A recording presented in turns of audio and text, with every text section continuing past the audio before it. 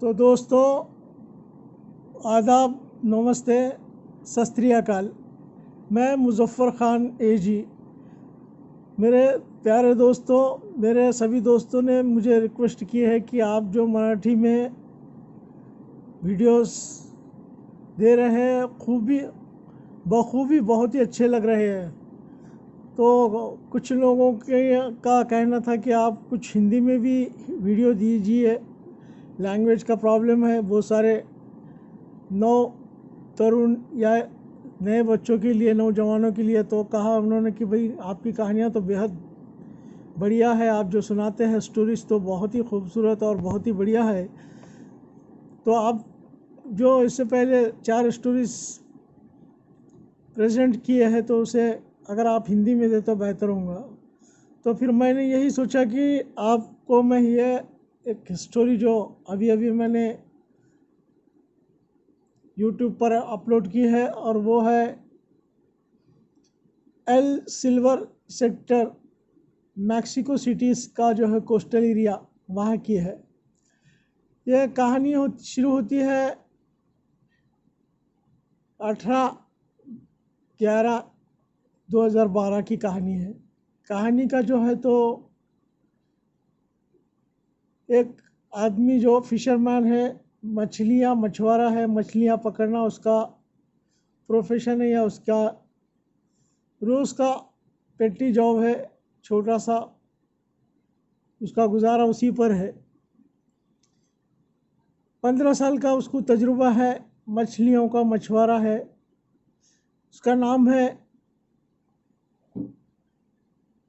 जोस Salvador अल्वरुंगा। और इसका एक साथीदार भी होता है जो दोनों मिलकर 8-10 दिन समंदर के बीच में जाकर मछलियाँ पकड़ते हैं, और वो लाकर अपने जो उनका एक मालक होता है उसको लाकर बेच देते हैं। और मालक जो कुछ भी देता है वो ले लेते हैं, बस उसी पर उनका अपना गुजारा चलता है। तो कहानी शुरू होती है 18/11/2012 को। जोस सल्वाडोर अल्वरुंगा उस दिन भी अपने साथीदार से कहता है कि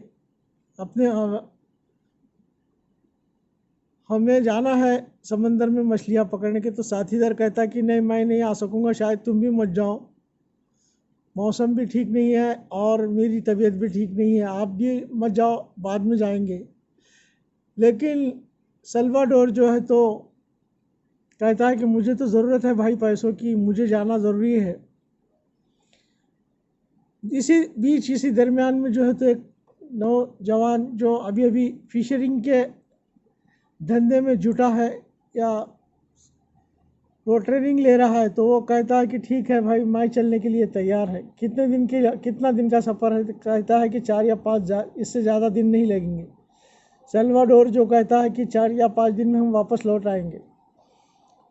तो फिर उनका जो मालक का बोट होता है, नौका, वो जाने की तैयारी पूरी तरह से कर लेते हैं, जिसमें उन्होंने 70 गैलन जो है तो पानी लेते हैं,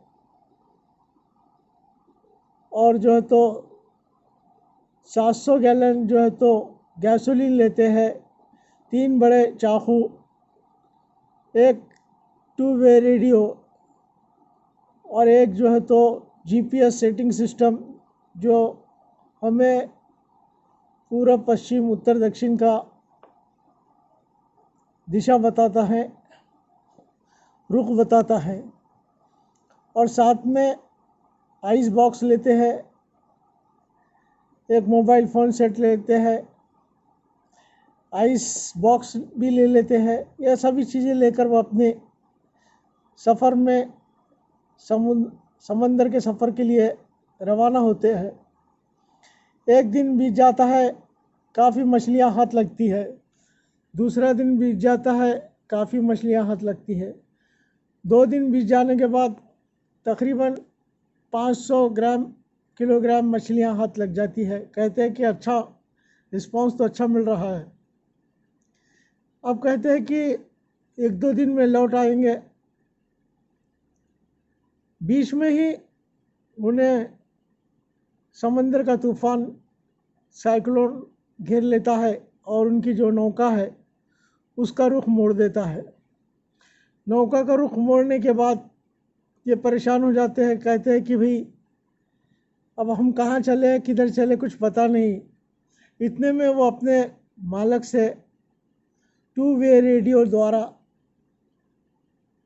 कांटेक्ट करते हैं। उनसे कहते हैं कि भाई हमारा जो है तो रास्ता भटक गए हैं और तूफान ने हमें रास्ता भटका दिया है। हमारी नाव किस किनारे, किस दिशा में है या किस रुख पर है, कुछ समझ में नहीं आ रहा। तो मालिक कहता है कि जो और जहाज़ें जा रहे हैं उनकी मदद लीजिए। इनकी जो नौका होती है सिर्फ 23 फुट लंबाई में होती है, बाकी चौड़ाई भी होती है, लेकिन इनकी जो नौका है इसके ऊपर कोई ना प्रूफ रहता है, ना कोई किसी तरीके का कोई पर्दा होता है जैसे नाव को होना चाहिए, ना कोई ऊपर टॉप होता है, उनका कुछ ही नहीं होता। इसलिए दूसरी जो बड़े बड़े जहाज़, पानी के जहाज़ जो जाते हैं उन्हें ये लोग नहीं दिखाई देते, ये इन्हें वो लोग दिखाई देते हैं। ये तो बात करते करते ही इनका जो है तो कॉन्ट्रैक्ट मालिक से जो है तो टूट जाता है। उसके बाद जो है तो ये परेशान हो जाते हैं। तो ऐसे लगातार 4, 5, 6, 7, 8 दिन, ऐसा कुछ दिन निकल जाते हैं। तो उसके बाद ये सोचते हैं कि भाई अब तो हम बुरी तरह अपने जो है तो डायरेक्शन भूल गए हैं। अब तो जीपीएस सिस्टम भी काम नहीं कर रहा है, हमारे पास मछलियाँ भी बहुत पकड़ ली है, आइस भी है, पानी के गैलन भी है, गैसोलीन भी है, अब क्या किया जाए। नौका तो छूटी है। तो बाद में ये एक डिसीजन लेते हैं कि यह सब चीज़ें जो है तो समंदर में फेंक देते हैं, क्योंकि अब हमें बचना मुश्किल है और तूफान आ जाता है और इनकी रुख मोड़ देता है। इसके बाद जो है तो ये सब सारी चीज़ें फेंक कर चलो जो है खाने पीने का सामान जो साथ में लेके गए थे उसे खा लेते हैं। तो 8 दिन के बाद तो सामान भी ख़त्म हो जाता है। इसके बाद जो है तो वो सोचते हैं कि अब क्या किया जाए। साथ में जो 20 साल का नौजवान था, उसका नाम था कोर्डोबा। कोर्डोबा से कहता है कि भाई अब क्या किया जाए। तो कोर्डोबा कहता है कि अपना तो सब कुछ ख़त्म हो चुका है, पानी भी फेंक दिए हैं, खाने का तो कोई सवाल ही नहीं होता, फिर क्या किया जाए। तो अब बाद में ठहराते हैं कि जो वहाँ पे समंदर के जो जानवर है, छोटे छोटे मछलियाँ, मेंढक और तीतर वगैरह जो भी है, तो आने वाले बर्ड्स, इनका जो है तो शिकार करे और खाए। पीने के लिए पानी नहीं होता, समंदर का खारा पानी पी नहीं सकते, गले से नीचे नहीं उतरता, बड़ी परेशान होते हैं। आखिरकार ये ठहराते हैं कि भाई अब तो हमें इसी को अपना सब कुछ बनाना होगा। अब हमारी ग़िज़ा यही रहेंगी, हम कहाँ चले, किधर चले, कौन से रुख पे है, कौन से मोड़ पे है, कुछ पता नहीं। तो सल्वाडोर जो है तो सल्वाडोर को तो प्रैक्टिस रहती है, क्योंकि उसका 15 साल का तजुर्बा होता है समंदर का। तो उसे सब पता रहता है कि ऐसी मुश्किलात की घड़ी में कैसा सामना किया जाए, कि या उसे ट्रेनिंग भी होती है एक तरह की कि ऐसे इमरजेंसी में क्या किया जाए। तो वो एक राय देता है कि भाई अब हमें पानी का तो मिलना मुश्किल है, पानी तो नहीं मिलेगा, समंदर का पानी खारा है जो पिया नहीं जाएगा। इस टाइम में इमरजेंसी में हमें जो ट्रेनिंग दी गई है, तो कोर्डोबा से कहता है कि हमें अपना ही यूरिन पीना पड़ेगा। कोर्डोबा जो नया मछुआरा बनने के लिए आया हुआ है, वो थोड़ा सा परेशान हो जाता, कहता है कि मुझसे तो नहीं होगा भाई है, लेकिन कहता है कि इसकी सिवा तो और कोई दूसरा इलाज भी नहीं है, चारा भी नहीं है इससे। खैर वो तैयार हो जाते हैं। फिर बाद में कुछ दिन चलते हैं, घड़ियाँ बीतती है, और उसके बाद जो है तो कोर्डोबा की जो है तो तबीयत डाउन होती जाती है। 20 से 25 दिन निकल जाते हैं, कोर्डोबा की अब हालत ख़राब। सल्वाडोर जो है तो परेशान, कोर्डोबा की दिन ब दिन हालत ख़राब होती जा रही है। सल्वाडोर से कोर्डोबा कहता है कि अगर मैं भी इस रास्ते में मुझे मौत आ जाए तो मुझे आप मेरे माँ के पास जाना और माँ से कहना कि मैं तुझे माँ बहुत प्यार करता हूँ, तुझे बहुत चाहता हूँ। मैं अगर नाराज़ था तो कुछ वजूहत थी या कुछ उसका कारण था, लेकिन अब नहीं हूँ। अब तुझसे बहुत प्यार करता हूँ और तुझे बहुत चाहता हूँ। इसी दरमियान में सल्वाडोर भी कहता है कि अगर मैं भी मर जाऊँ और तू बच जाए तो तू मेरे घर जाना और मेरी माँ से तू भी यही कहना कि माँ तुझे मैं बहुत चाहता हूँ। एक दूसरे को वो आपस में वादा करते हैं, कमिटमेंट करते हैं। इसके बाद होता है कि 30 दिन गुजर जाने के बाद जो है कोर्डोबा जो है तो उसकी मौत हो जाती है। बाद में सल्वाडोर जो देखता है तो उसे कुछ यकीन नहीं आता। वो लगातार 3 से 4 दिन तक कोर्डोबा का जो लाश होती है उसी से बातचीत करते रहता है, क्योंकि समंदर में है, बीच समंदर में है, कहाँ चले किधर चले कुछ पता नहीं है। सब डायरेक्शन भूल गए हैं और पता नहीं ज़िंदगी किधर लेकर जा रही है, कौन से ट्रैक पर ज़िंदगी चल रही है पता नहीं होता। इसके बाद 4 दिन बीत जाने के बाद उसे एहसास होता है कि कोर्डोबा की तो मौत हो चुकी है, ये तो मर चुका है। अब हमें ऐसे अगर इसके साथ मैं और रहूँगा तो शायद मैं भी पागल हो जाऊँगा। इसके बाद जो है तो वो कोर्डोबा की लाश को समंदर में फेंक देता है और बस ये कमिटमेंट कर लेता है कि अब मुझे जीना होगा। शायद कोर्डोबा चले गया मगर मुझे तो अपनी मंजिल तक पहुंचना चाहिए। मुझे हिम्मत से और डट कर मुकाबला करना चाहिए। आप ये जो सरकमस्टांसेस है इस सिचुएशन में मुझे हिम्मत ही की ज़रूरत है। अकेले में ही वो खुद से ही एक वादा करता है कि चाहे कुछ भी हो मुझे अब इसे टैकल करना है, इस सिचुएशन से लड़ना है। भले ही सामने मौत नज़र आ रही हो मगर जीने के लिए तो फाइट करना ज़रूरी है। इसी तरह उसकी कुछ दिन बीत जाते हैं। बीत जाने के बाद उसका रूटीन तो यही होता है कि कुछ पकड़े खाए, कुछ तीतर पकड़े, कुछ बर्ड्स, कुछ छोटे छोटे मछलियाँ, ये उसका डेली रूटीन होता है। पीने के लिए मैंने कहा वैसा वही कुत्ता यूरिन ही खुद पीता है। कुछ दिन बाद जो है तो कुछ महीने बीत जाते हैं और बीत जाने के बाद जो है तो बरसात का मौसम आता है। बरसात के मौसम में एक दिन देखता है वो कि आसमान में जो है तो घने बादल छाए हुए हैं, बिजलियाँ चमक रही है, ज़ोर की बारिश आने वाली है लगता है। तो इस वक्त जो है तो वो अपने आइस बॉक्स का मुंह खुला रखकर बारिश का रास्ता दिखता है। बारिश लगातार अच्छी होती है, बारिश का पानी जमा हो जाता है, बहुत खुश होता है। चलो पीने का मसला हल हो गया। थोड़ा थोड़ा पानी पीता रहता है। कुछ दिन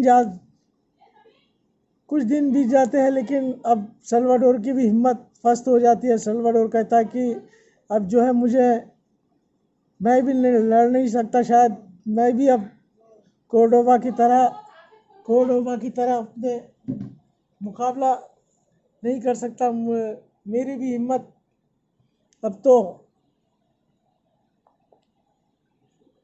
चली गई, हिम्मत मैं हार चुका हूँ और थोड़ा नाराज़ हो जाता है, डिप्रेशन में चल जाता है।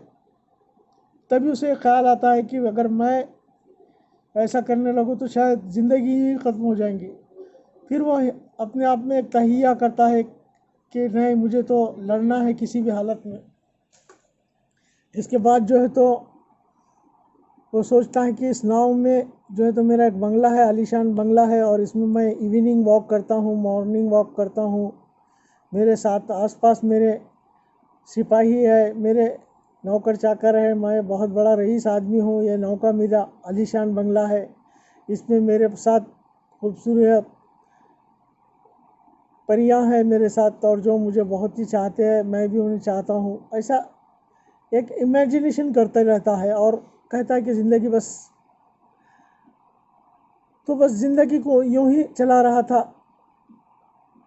और जब भी चाँद निकलता है तो वो अपनी ही बोट के ऊपर, जो बोट होती है उसकी जो नैया होती है उसी नाव में, उसमें वो एक मार्किंग करते रहता है कि आज का कितना दिन है। काफ़ी महीने बीत जाते हैं टोटल, तो और बीत जाने के बाद जब इसकी भी हालत डाउन होने लगती है, इतनी हालत डाउन हो जाती है कि अब जो कुछ भी इसके ऊपर जो कुछ थोड़ा बहुत गोश्त बचा था या इसका बॉडी पे जो कुछ बचा था वो भी अब वीक होते जा रहा है, और लगातार हालत इसकी भी कमज़ोर होती जा रही है। फिर भी ये हिम्मत नहीं हार रहा है, हिम्मत से लड़ रहा है और आने वाली सिचुएशन का पूरी तरीके से टैकल कर रहा है, मुकाबला कर रहा है। बस सोचता है कि एक दिन मैं भी जीत जाऊंगा।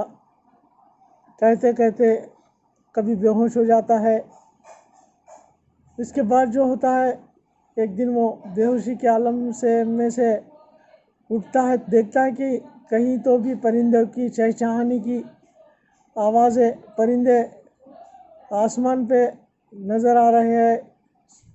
जो हर किस्म का परिंदा है उनकी चहचहाने की आवाज़ आती है, तो उसे लगता है कि शायद कोई किनारा आ गया है, क्योंकि ये होता है मछुआरा, फिशरमैन, इसे पता है कि किनारों पर ही जो है तो परिंदे चहचहाने लगते हैं।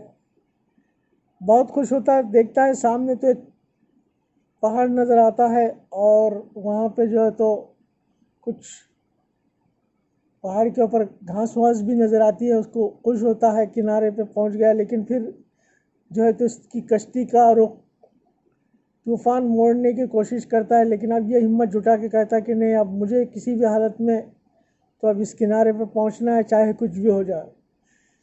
अब बहुत ही कमज़ोर हो चुका है, जहाँ से इसका जो है तो वेट एकदम लॉस हो चुका है, वेट लॉस हो चुका है। अब तो हिम्मत भी नहीं है तैर सकने की। बहुत कोशिश करने के बाद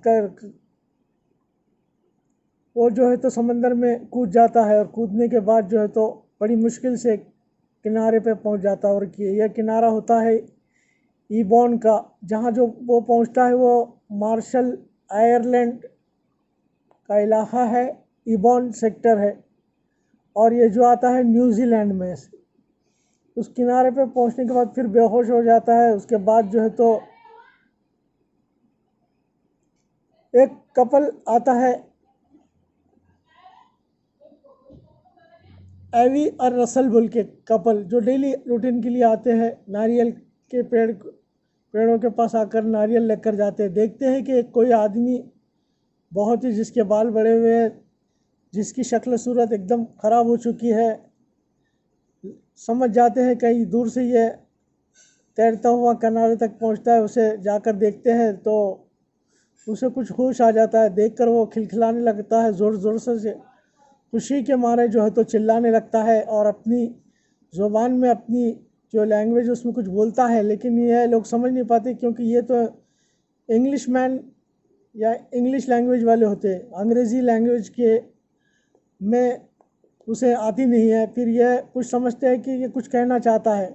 लगातार वो इनसे बातें करते रहता है, काफ़ी वक्त बीत जाता है। घंटा 2 घंटे के बाद वो लोग जो है तो पुलिस को कॉल करते हैं। पुलिस आकर उसे लेकर जाती है। बाकी सब कहानी पुलिस सुनने के बाद उसे हॉस्पिटल एडमिट किया जाता है, और हॉस्पिटल में फिर अमेरिका के एम्बेसडर जो है उन्हें भी मालूम पड़ता है, वो भी वहाँ आके विज़िट करते हैं। तो ये लगातार समंदर में जो इतना सफ़र किया, 8,800 किलोमीटर, और समंदर का जो उसका ड्यूरेशन था या कितने दिन रहा, तो 438 डेज़, 438 दिन ये समंदर के बीच रहा। समंदर से में चलता रहा, अपने आप उसकी नैया चलती रही, और ये 438 दिन के बाद एक किनारे पे पहुंचता है, बड़ी हिम्मत जुटाकर जो है तो वहाँ पे पहुंचता है। तो इसका सफ़र रहा 8,800 किलोमीटर। जहाँ से निकला था वहाँ से इसका जिस किनारे को पहुँचा उससे कि लंबाई जो होती है किलोमीटर्स में 8,800 किलोमीटर, और उसका जो है तो वक्त जो है तो 438 डेज यानी 14 महीने का अरसा बीत जाता है उसका सफ़र में। ना ना आजू बाजू चारों तरफ जब देखता था वो समंदर के अंदर तो उसे पानी पानी नज़र आता था, ऊपर जो है तो सिर्फ आसमान और नीचे जो है तो पानी, बस इसी में वो 14 महीने काट चुका होता है। और 14 महीने के बाद जब किनारे पे पहुंचता है तो ये सब होता है। बाद में फिर उसे हॉस्पिटल वगैरह लेकर जाता है। बाद में मीडिया को भी पता चलता है, मीडिया भी आकर उसकी इंटरव्यू वगैरह लेता है। 1 महीने के बाद उसकी सब कुछ हालत ठीक हो जाने के बाद उसे वहाँ का जो है तो गवर्नमेंट फैसला करता है कि उसको अपने देश मैक्सिको सिटी रवाना करे, जहाँ का ये है। फिर जो एम्बेसडर है वो उसका इंतज़ाम करते हैं उसको पहुँचाने का, और उसे वहाँ पहुँचा दिया जाता है। पहुँचने के बाद सबसे पहले वो कोर्डोबा की माँ के पास जाता है।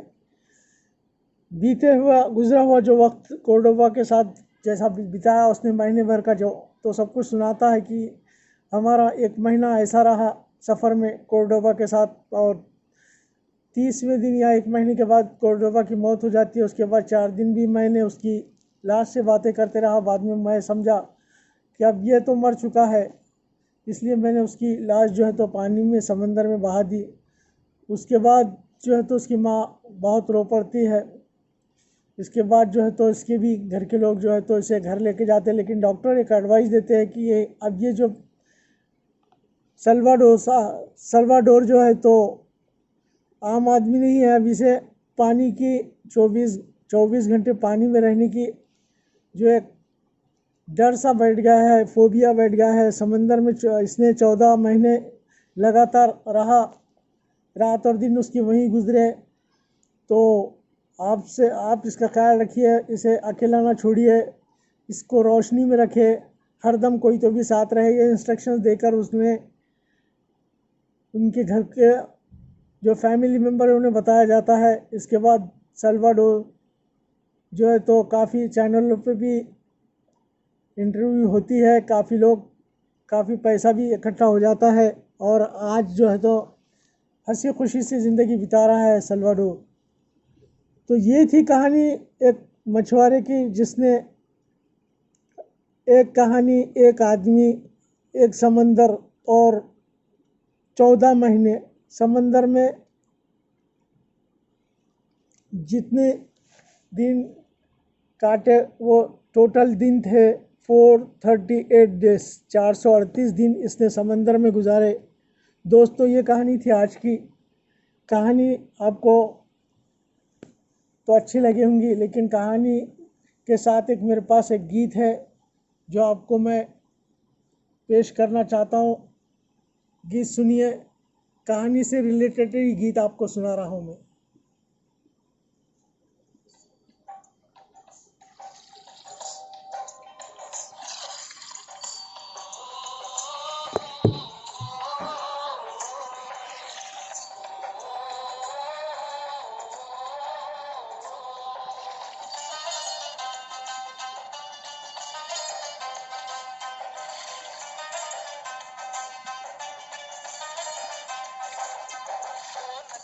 चले चले रे धारा,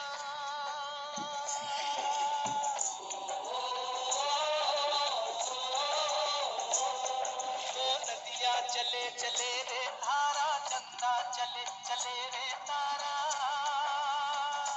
तुझको चलना होगा, तुझको चलना होगा, तुझको चलना होगा, तुझको चलना होगा।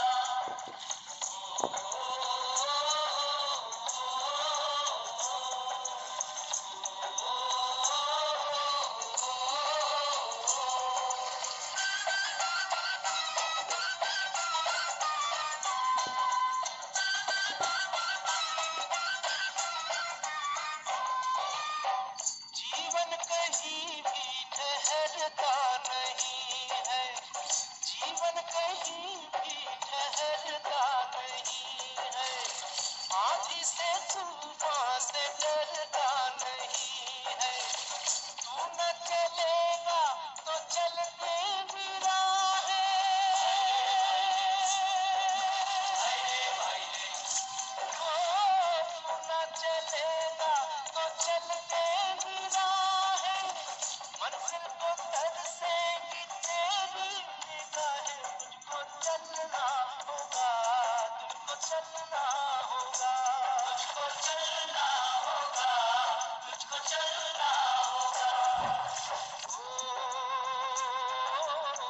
नदिया चले चले रे धारा, चंदा चले चले रे तारा। तुझको चलना होगा, तुझको चलना होगा, तुझको चलना होगा, तुझको चलना होगा।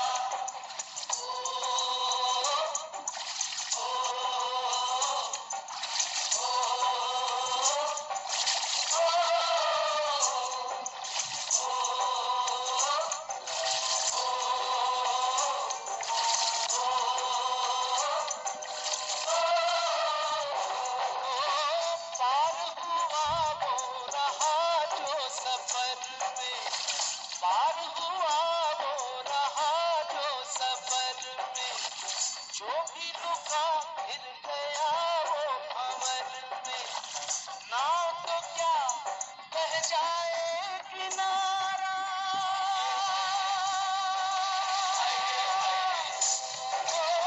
नाव तो क्या बह जाए किनारा, बड़ी ही तेज समय की है धारा। तुझको चलना होगा, तुझको चलना होगा, तुझको चलना होगा, तुझको चलना होगा। नदिया चले चले रे धारा, चंदा चले चले रे तारा। तुझको चलना होगा, तुझको चलना होगा, तुझको चलना होगा, तुझको चलना होगा।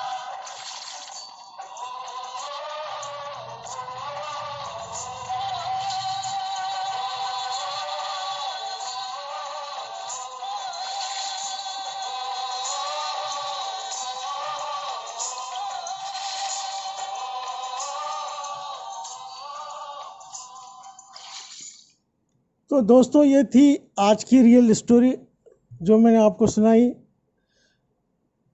उम्मीद करता हूँ कि स्टोरी आपको पसंद आई होंगी और आगे भी मैं आपके लिए ऐसी स्टोरीज लेकर आऊँगा।